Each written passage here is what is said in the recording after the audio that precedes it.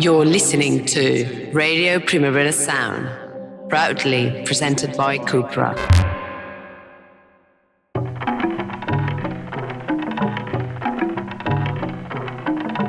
Hello and welcome to Line Noise. We're out of the studio, which is an absolute delight. And I'm also very pleased to say we have with us Modeselektor. How are you doing? Hi. We are very well. So, one of the many reasons we're talking with you is you've done a DJ Kicks. And I absolutely love DJ Kicks. Was it like a bucket list thing for you to do? Pretty much. I would say was always on a bucket list, but never happened for some reason. And yeah, this time it happened. It was not really planned, and we talked to Horst, who sadly passed away, the founder and owner of K7 Records, last year about it. And while processing the whole DJ Kicks, he passed away, and so that was also a very intense moment for everyone involved. So the mix is really beautiful mix. How do you sort of start? Because it's not like a straight club mix. Where do you go? What's like your first thing you do? It's a mix for walking across the city. It's for walking your dog. It's to listen in your car. It's a mix for any life circumstances. Yeah, and we asked ourselves, what is this mix supposed to do when you listen to it? So listen to it, and we just really didn't overthinking it too much, and created it in a moment. So it came together very, very fast, also very quick. So it didn't really take long to make this mix, honestly. When do you listen to mixes? I mean, we do a lot of mixes. This is the difference. And I do listen to mixes. I listen to sets, or we are listening to sets from bands and DJs all the time. And but making a mix yourself is very different than just consuming it. I love podcasts about music. Sometimes you have mixes in that type of podcast, which is a mix. So anyway, a mix is a mix. Okay, so we talked walking your dog, we talked walking across town. What's the perfect place to listen to this mix? I would say I think it's a classic night ride mix, but also good to walk your dog, because it's almost 1 hour duration, and it's pretty perfect for a dog walk. Also sitting in the plane and listen to a mix. When we came here to Barcelona today. You listened to the mix? Yeah. Wow. Yeah, wow. It was too short. It's too short for this flight. Yeah. I love the mix. Can I say my favorite moment? I'm not saying I don't like other moments. I'm curious now. Beirut. How is that Beirut track? No, yeah, it is. That's joking. Because it's like, I love Beirut, and I never expected to hear Beirut on a mix that, okay, it's not straight club mix, but there's a lot of club beats. So how did that happen? Honestly, for some reason, we have 2 songs on this DJ Kicks, which contains church organs. So there's the one from Beirut, and he recorded this song in Norway, I think, in Hadsel. In an old church with a very small organ inside, and Shari just put it on a table. He has this, the difference between us is that I'm more the kind of like DJ person, and he is kind of like the avant-garde listener, and bringing music which is not useful for DJ mixes, basically. But I was happy about this song because it contains a drum rhythm computer. I could grid on a tempo and could mix it into a sequenced track.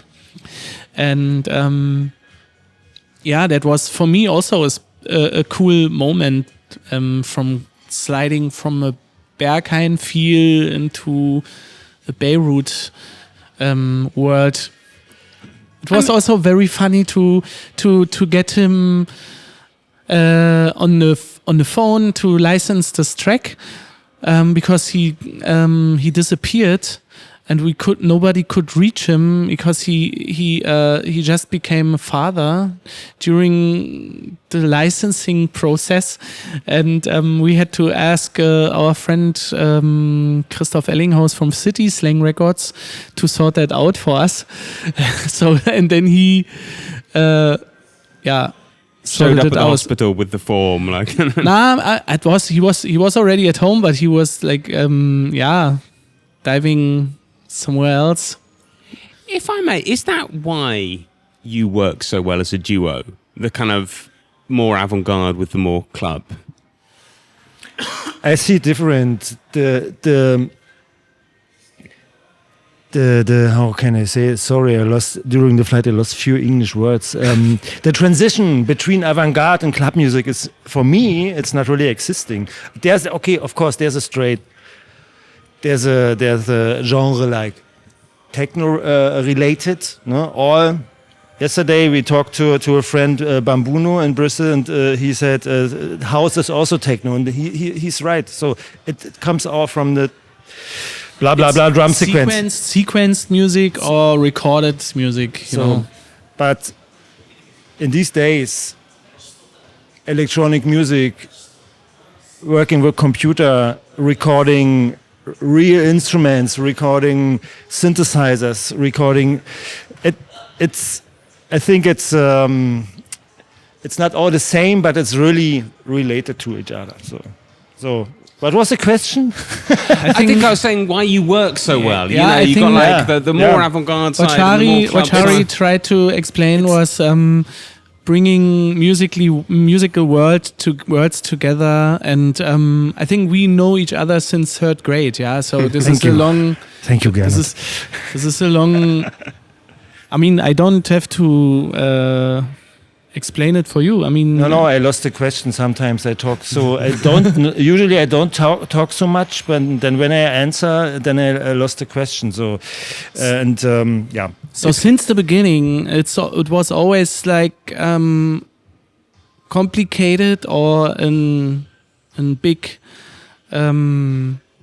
task to combine different tempi and different music genres for us. So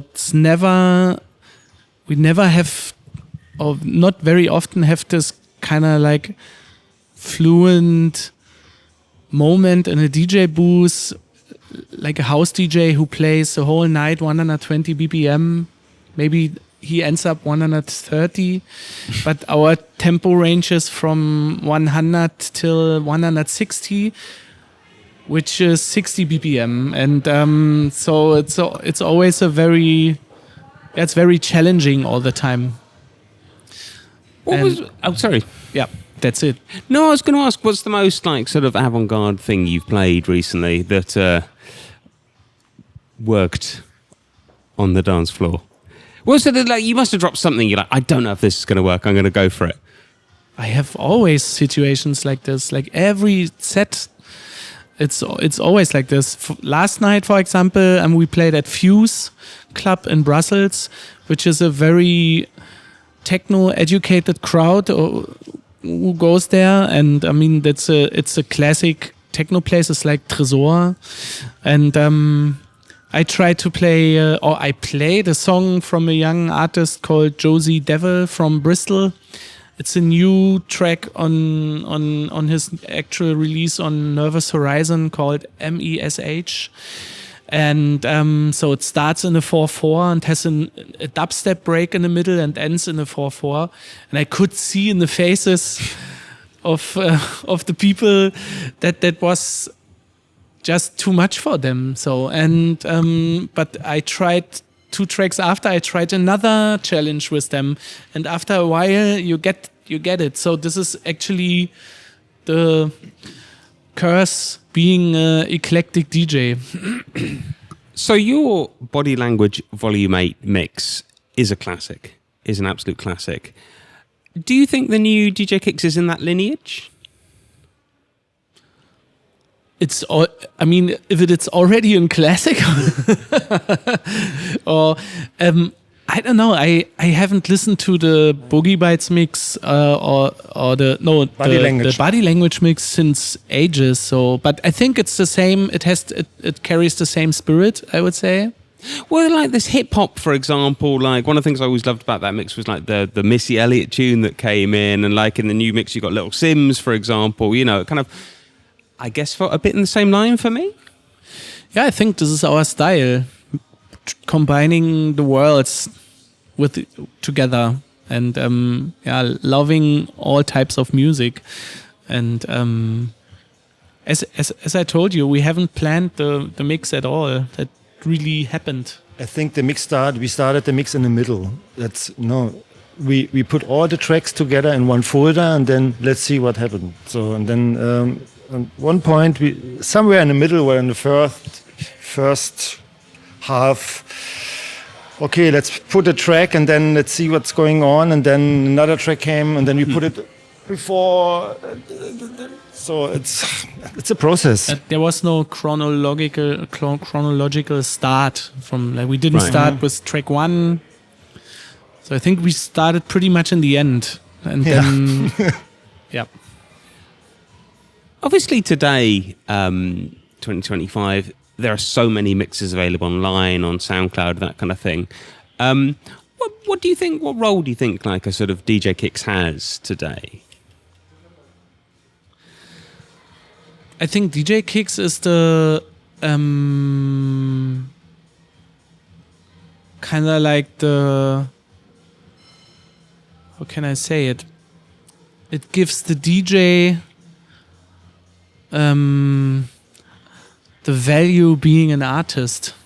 And so this was missing on our bucket list because we released many records and we play live. We have 2 bands and many other projects, but we never had this kind of like crown getting knighted moment. And I think DJ Kicks is the mother of all DJ mixes, and it's an institution. It's like like a strong brand coming out of a subculture. Do you have any particular favorites, DJ Kicks? Yeah, there are a few. I have actually a weird one. It's the second one from Carl Craig. Oh, that's a great, yeah. And back then they went to the club and recorded the set in the club. And so it is full of mistakes and like natural DJ moments, and I appreciate that a lot. Yeah. So I've read that you, as a band, are currently in a state of transition. In what way? What? Say it again. I've read that you're currently in a state of transition. I think you're changing your studio, is that right? Or you have recently changed your studio or something? So, yes, we do that from time to time. To shake things up, to kind of keep it... For making clean up and to change the surrounding, to have... We need to put plants in the new studio, so that's we always forgot it. So sometimes it's better to change the place to have new energy.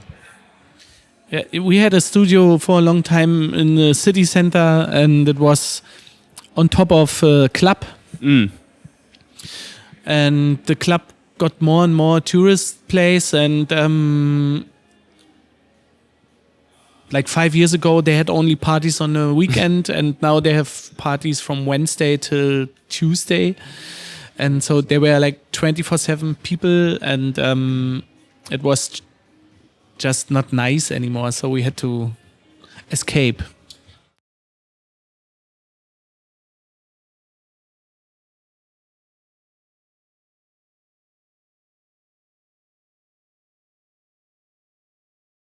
but there were so many people all the time in the yard, so we had to basically cross the wardrobe of the club to get into our studio. Right.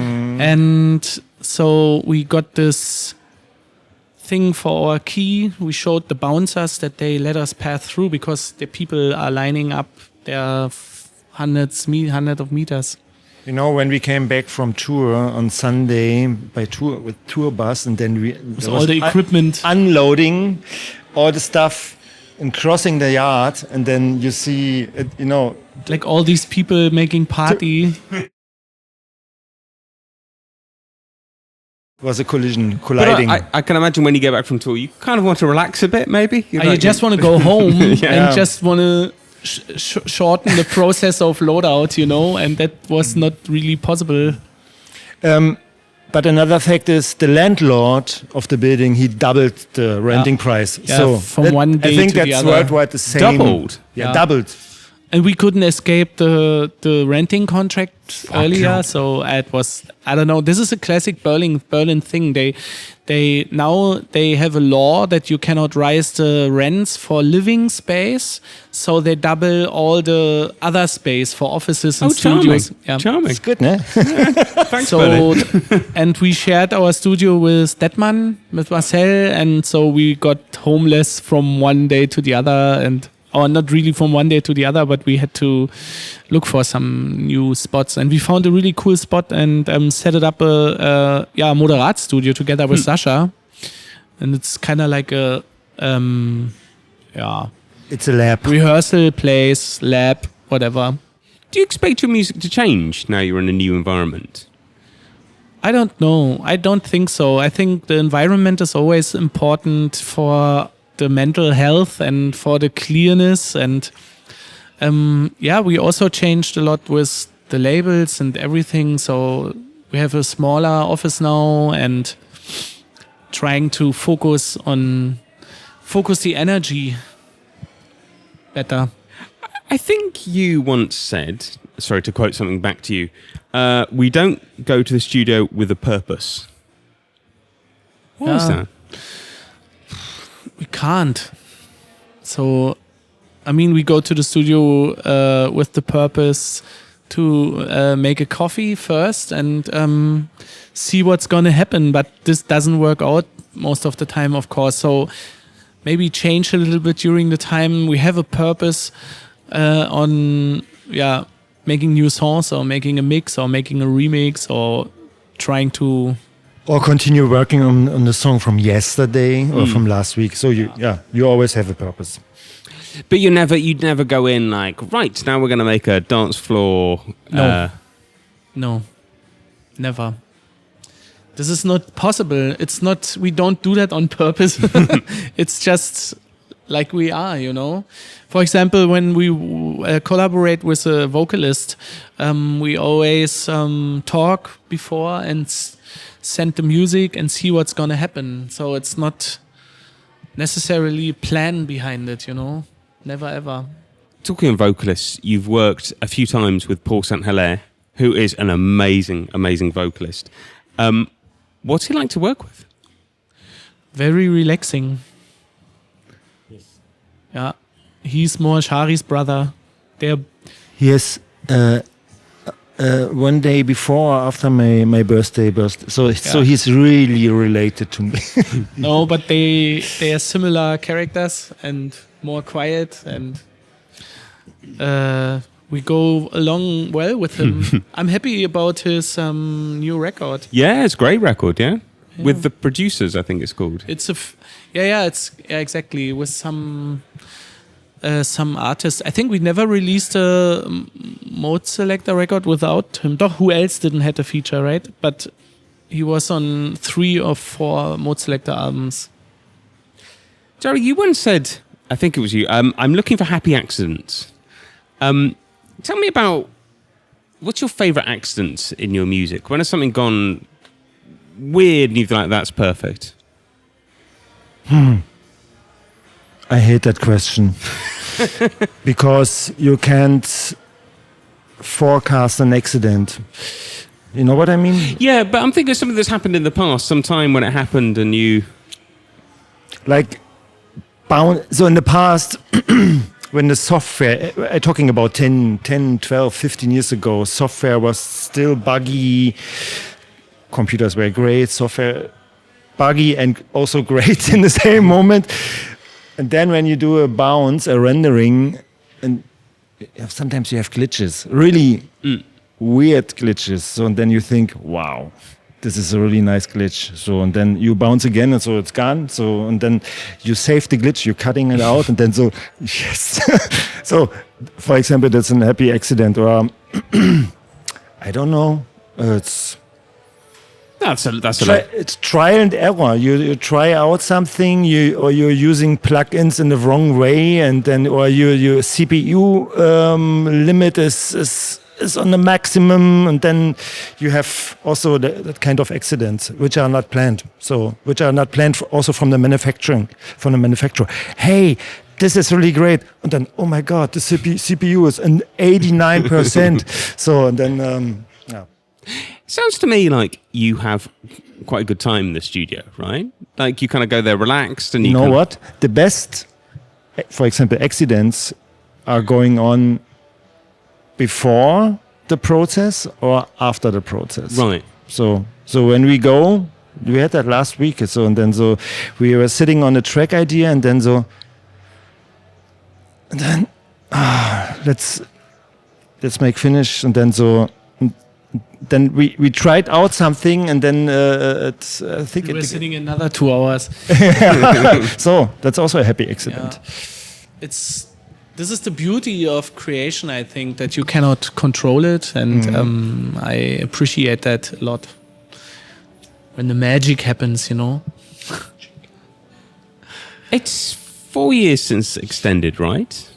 Is it 4 years already? What's 4 years? Sorry. Extended? Is it 4 years? Yeah. Yeah. And you released. You called that a mixtape.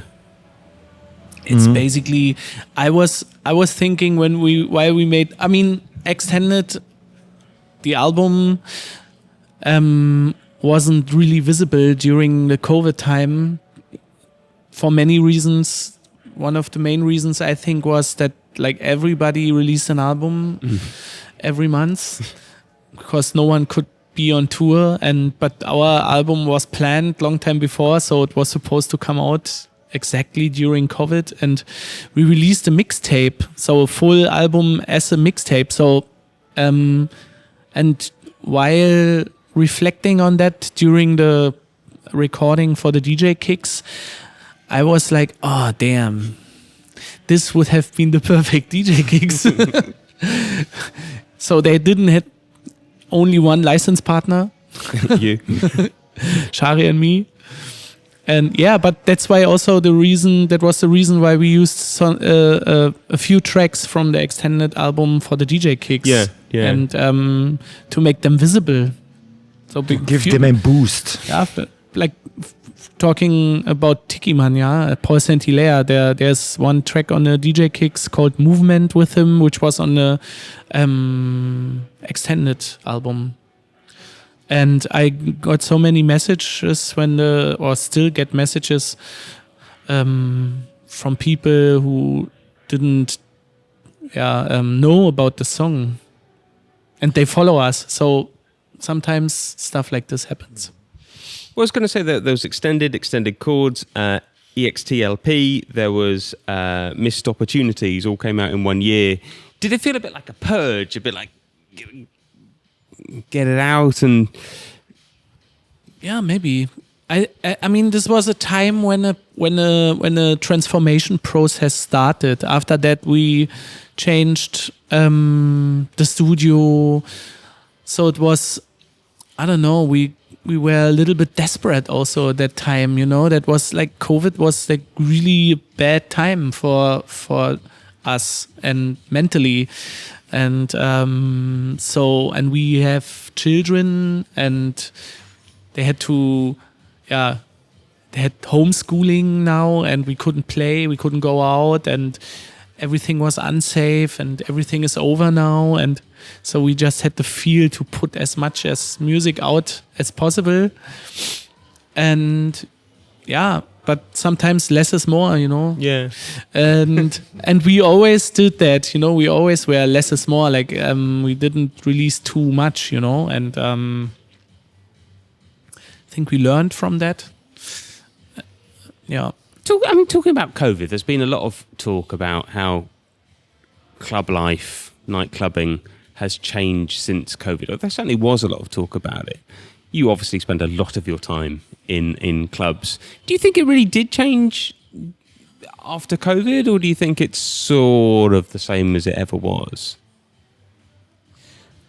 I think the core is the same, but it changed a lot at the same time too. So I have a 18-year-old son now. 18, wow. Yeah, and who is in his clubbing discovering period now. But the kids these days don't go to clubs in Berlin. Also, I just can talk about Berlin. They do the parties by day in a park and end up in someone's house. But they don't have this excess fever, the will to get wasted on a dance floor it's not strong enough. Kids, you have to...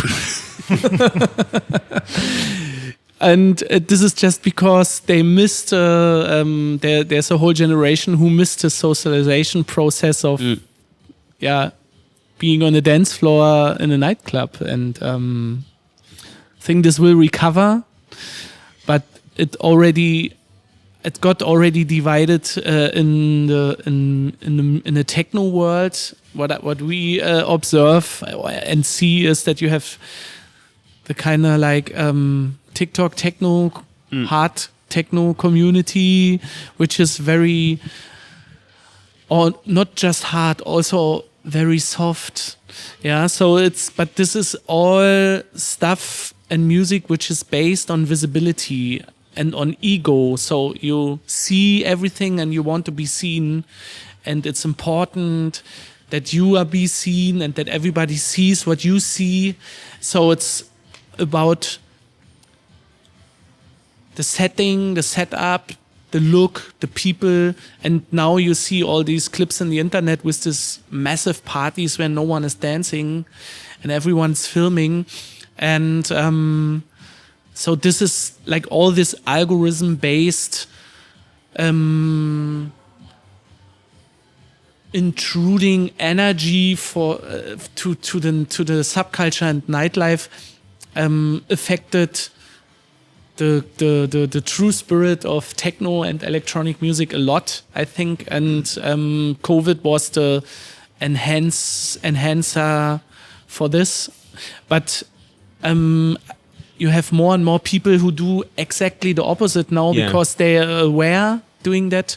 And I think we are part of this community. So we got forced from promoters and people to make little advertisements for our tour, and we are not used into doing that, you know, or that someone films us while we play and stuff. And we actually really don't like it, because what happens in a club stays in a club basically, and this is what clubs like Berghain or other clubs are fighting for, you know, that what happened on the dance floor stays on the dance floor, and if you want to discover it, you should come yourself and make your own experience. And I think this affects also the way of production and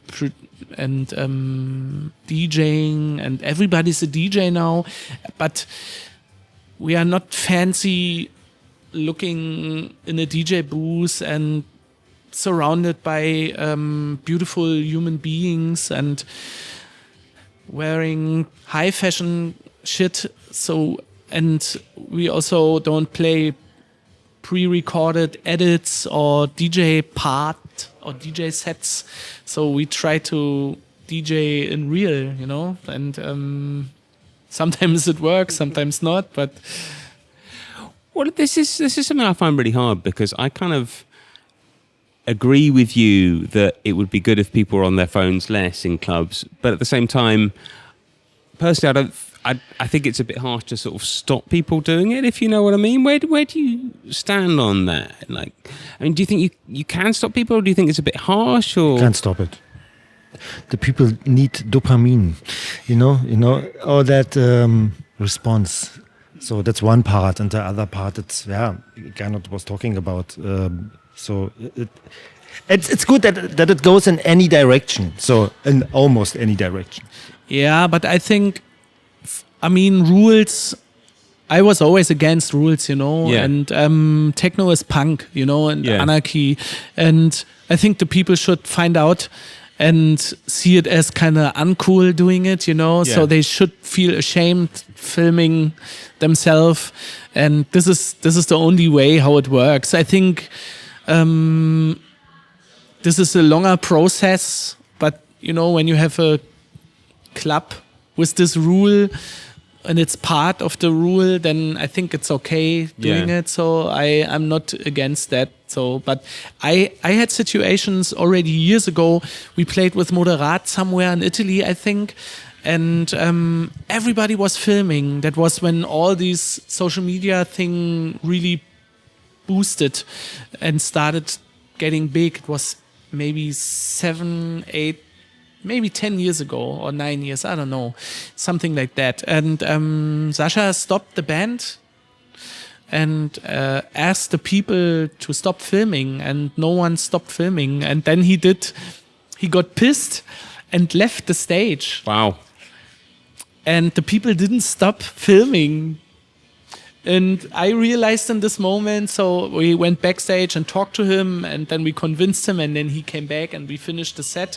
But that was the moment when I realized that it's not going to happen, that it's not, you cannot stop it. That's a process now, that it is what it is now. So I show you how they filmed. You know, when you imagine staying on stage and performing and 200 people filming like this.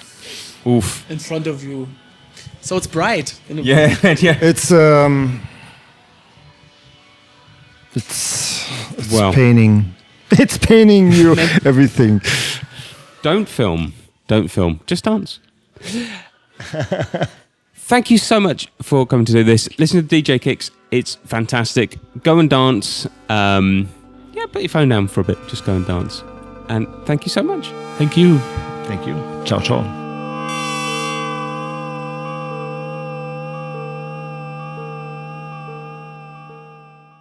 You're listening to Radio Primavera Sound, proudly presented by CUPRA.